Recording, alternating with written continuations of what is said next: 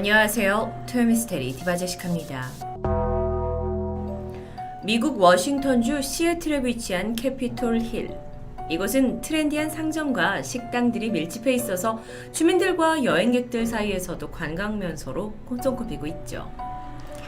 그러던 2002년 10월 초의 어느 오후입니다. 이곳에 위치한 한 가게로 출근하던 직원 조나단이 별 생각 없이 걸어가다 문득 낯선 음료 자판기를 발견합니다. 그가 지나가던 위치는 존 스트리트와 이스트 10번가가 만나는 모퉁이였는데요.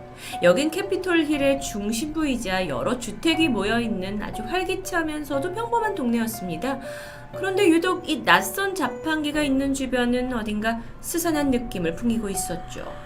그도 그럴 게 이 자판기가 오랜 시간 아무도 사용하지 않은 것처럼 먼지가 쌓여있고 녹이 쓴 채 그냥 덩그러니 놓여 있었기 때문입니다.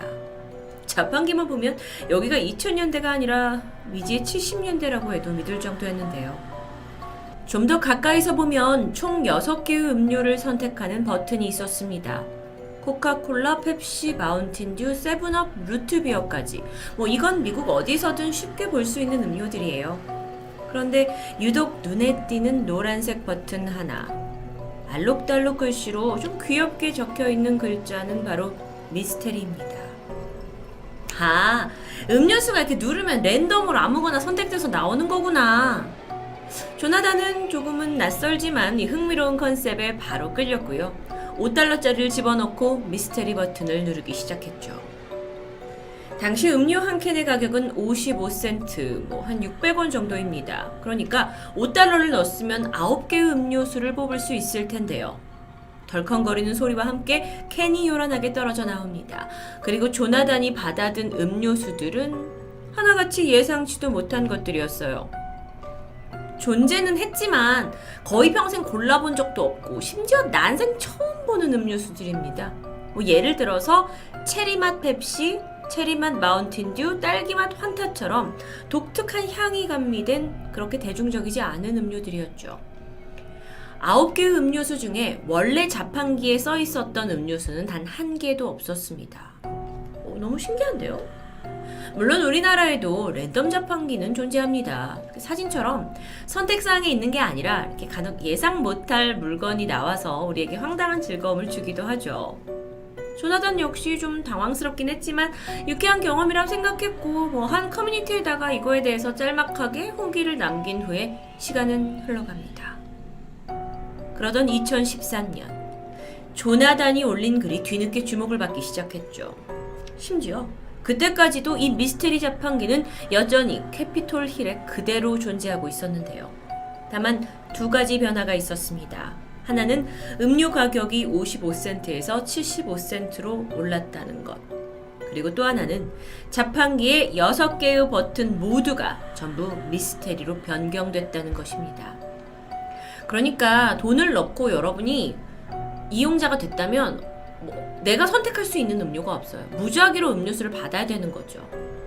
그런데 무엇보다도 이 자판기가 미국 내에서 화제가 된 건 바로 음료수의 정체입니다. 2013년 이 자판기에 대한 소문을 익히 들었던 지역 주민 한 명이 호기심 가득한 손길로 미스테리 버튼을 눌렀죠. 곧 덜컹하고 음료수가 떨어졌고 설레이는 마음으로 캔을 꺼내 들었는데 그게 받은 게 뭐였냐면 펩시 AM. 많은 분들이 아마 생소하실 거예요. 근데 펩시 AM은 1989년 펩시가 내놓는 콜라의 한 종류입니다. 근데 이게 기존의 콜라보다 카페인이 약 28% 정도 더 함유되어 있어서 아침에 이걸 마시면 잠을 깨워준다라는 홍보로 야심차게 AM이란 이름으로 등장을 했는데 결국엔 판매 실적이 좋지 않아서 1990년대에 단종된 제품인 거죠. 근데 이 펩시 AM을 자판기에서 뽑게 된 날짜는 2013년입니다. 아니 20년 전에 단종된 제품이 자판기에서 멀쩡히 나오는 거죠. 근데 이상한 건 여기서 끝이 나지 않습니다. 2002년에 출시가 되었지만 2년 만에 단종된 닥터페퍼 레드 퓨전. 이것도 나왔고요. 1992년부터 94년까지 반짝 인기를 끌었던 투명한 펩시콜라 크리스탈 펩시 또 있었습니다. 게다가 1980년대 초반에 판매된 풍선껌 맛이 나는 음료 후바 부바 소다. 이건 이제 미국에서 더 이상 나오지도 않는 음료입니다. 근데 이것들이 다 자판기를 통해서 나오게 된 거죠. 이 미스테리 자판기 외관을 보면 곳곳에 녹이 슬어 있고요. 버튼 역시 빛이 발해 있습니다. 심지어 누군가가 남긴 낙서로 뒤덮여 있기도 했고요. 근데 이 도시와는 정말 전혀 어울리지 않는 분위기죠. 그러다 보니까 이게 마치 과거에서 타임머신을 타고 시애틀 번화가에 뚝 떨어진 것처럼 느껴지기도 했습니다. 그리고 사람들은 더 궁금해했죠. 도대체 누가 왜 그리고 어떻게 이 자판기를 관리하는지요. 중심가에 서 있는 이 자판기의 맞은편에는 자그마한 동네 서점이 있었습니다. 그리고 바로 뒤에는 브로드웨이 락스미스라는 자물쇠 제조업체가 위치해 있는데요. 인근 상점 주민들의 증언으로 보면 이 자판기가 적어도 1990년대 초부터 여기에 놓여 있었다고 합니다. 그런데 뒤이어서 믿지 못할 증언이 이어졌죠. 지금까지 이 자판기에 음료수를 채워 넣는 사람을 단 한 번도 본 적이 없다는 겁니다. 이게 가능한 일일까요? 미스테리 랜덤 자판기는 2002년 인터넷에 올라온 한 글로 알려지기 시작했고요. 2015년에는 시애틀 타임즈에 소개가 되면서 단숨에 지역 명소로 등극했습니다. 사람들은 궁금하죠. 미스테리 버튼 눌러서 어떤 음료가 나오게 될지. 그래가지고 어떤 사람들은 막 관광지처럼 찾아와서 수십 달러를 넣고 음료수 몇십 개를 뽑아가기도 합니다. 근데 이렇게 많은 사람들이 찾는 곳이 되었다면 그만큼 계속 그 단종된 특이한 음료가 채워져야 하는 게 당연하죠. 근데 캔을 채워 넣는 사람이 없다? 그리고 계속해서 어떻게 그 음료들이 공급될 수가 있을까요? 자판기 이 뒤에 위치한 자물쇠 업체에서 근무하는 직원 미티 피터스와는 워낙 이 자판기가 유명해지다 보니까 늘 출퇴근길, 심지어는 근무를 하면서도 틈틈이 자판기 동향을 살폈다고 합니다. 그런데 그 역시 자판기를 관리한 사람을 한 번도 본 적이 없다고 해요. 그렇다면 아무도 없는 밤에 혹시 몰래 다녀가는 건 아닐까요? 근데 그렇다고 해도 하루에 사람들이 뽑아가는 캔의 개수를 생각하면 역부족입니다. 보통의 음료 자판기에는 한 번에 적게는 200개에서 많게는 500개의 캔을 수용할 수 있다고 해요. 그런데 이 미스테리 자판기에 한 번에 얼마나 많은 캔이 들어가는지 정확히 아는 사람은 없고 관광객은 계속 와서 음료수를 뽑아댑니다. 게다가 어떤 사람이요. 그렇다면 혹시 이 자판기에서 나오는 음료수의 종류나 이런 게 어떤 패턴이나 규칙이 있는 게 아닐까 이걸 알아보기 위해서 수없이 많은 음료를 뽑은 적이 있습니다. 근데 돈은 돈대로 쓰고 결과는 얻지 못하죠. 근데 랜덤이에요. 정말 랜덤. 다음 음료수가 예상이 안 됩니다. 다만 한 가지 확실한 점은 있습니다. 이 자판기에서는 오직 코카콜라와 펩시 브랜드에서 제조된 음료수 캔만 나온다는 건데요. 이렇게 자판기 하나가 미스테리하다라는 이름하에 이목을 끌고 막 분석한 사람까지 생기면서 지역 명물이 됐죠. 그러다가 여기에 굉장히 언짢은 일이 발생합니다. 정체 모를 누군가가 고의로 자판기를 망가뜨리는 일이 발생했던 겁니다. 그래서 한동안 기계가 제대로 작동을 하지 않았는데요. 하지만 이것도 잠시. 일주일 후에 고장난 자판기는 어느새 정상으로 돌아왔고요. 놀랍게도 장치 하나가 추가되었습니다. 다른 곳으로 움직이지 못하게 단단히 벽에 고정된 자물쇠로 잠겨졌던 거죠. 이때 사람들의 이목을 끈 게 있습니다. 바로 그 자물쇠. 자물쇠의 브랜드가 바로 브로드웨이 락스미스. 바로 뒤에 위치한 상점이었죠. 뻔하네. 그럼 뒤에 있는 사람들이 몰래 운영해온 거네. 그리고 막 관광객 많아지니까 좋아했겠네. 충분히 의심이 가능하지만 해당 업체는 단호하게 부정했고 여전히 자신들은 전혀 관련이 없다는 입장을 고수합니다. 사람들은 더 궁금해졌어요. 막 의혹이 무성해져 가죠. 결국 주민들이 시애틀 시청에다가 이 자판기의 소유자를 밝혀달라고 민원을 넣게 됩니다. 분명 이렇게 공공장소에서 자판기를 운영하기 위해서는 시청의 허가나 등록증이 필요하고요. 그러니까 시청은 당연히 그걸 알고 있겠죠? 시애틀 타임즈의 기자 제시카 리는 정식으로 해당 사항을 문의했고 마침내 공무원의 답변을 들을 수 있었습니다. 그것은 어떤 이유에서든지 시애틀시는 이 기계에 대한 아무런 기록을 가지고 있지 않다라는 답변이었죠.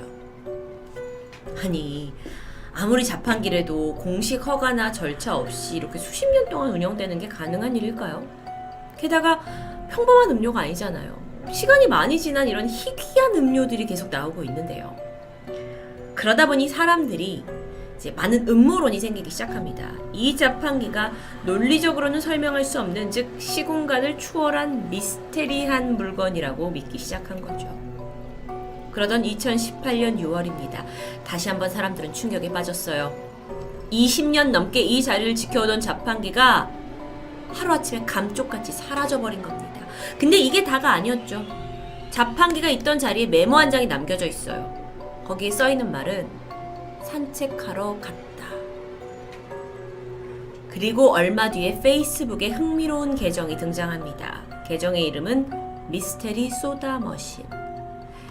여기엔 그 자판기가 사라진 자리를 담은 짧은 영상과 글이 올라왔습니다. 산책을 하러 간다. 나 자신을 찾으러. 아마 샤워를 할지도 모르지. 아니, 무슨 의미인지 모르겠지만 마치 계정 주인이 자판기가 자신인 것처럼 뭔가 의인화시킨 것 같은 느낌인데요. 근데 업로드는 계속됩니다. 이 자판기가 세계 곳곳의 랜드마크 앞에서 사진을 찍고 요트 위, 심지어 숲속 한가운데 덩그러니 놓여있는 사진이 올라오기도 했습니다. 사람들이 점점 더 열광해요. 미스테리라고 하면 그렇지 않아도 호기심이 있었는데 막 계정까지 만들어지니까 사람들이 열광했지만 결국 사진은 합성으로 밝혀졌습니다. 오랜 시간 무성한 소문으로 호기심을 자극한 미스테리 자판기. 어쩌면요, 그 진실은 아주 의외로 단순하고 좀 시시하지 않을까요? 근처에 사는 지역 주민들은 자판기에 물건을 채운 사람을 본 적이 없다고 했지만 한때 트위터에서 이 미스테리 자판기에 물건을 채우는 바로 이 남녀의 모습이 찍힌 적도 있었습니다. 사실 워낙 입소문을 많이 탔기 때문에 지금껏 여기에 채워놓는 사람을 한 번 봤다? 사진이 하나다라는 게 조금 이상하기도 했고요. 그런데 마음만 먹으면 이 앞에 밤새도록 잠복을 해가지고 또는 카메라를 설치해가지고 그 진실을 적극적으로 파헤칠 수도 있지 않을까요? 그런데 대부분의 사람들은 그렇게 하지 않았습니다. 그들은 그저 미스테리 자판기에서 희귀한 음료가 나온다는 사실에 열광했던 것 같은데요. 저는 그 모습이 조금 아이러니하게 느껴지기도 했습니다. 현재 이 자판기가 있던 자리에는 또 다른 팻말이 붙어 있습니다. 거기에 있는 말은 돌아오세요. Please come back. 어쩌면요, 이렇게 삭막한 세상에 살고 있던 지친 현대인들이 내 현실에서 내 삶의 주변에 있는 소소한 미스테리거리를 즐기고 있는 건 아닐까요? 그리고 그걸 일부러 지켜내고 있는 건 아닐까요? 토요 미스테리 디바제시카였습니다.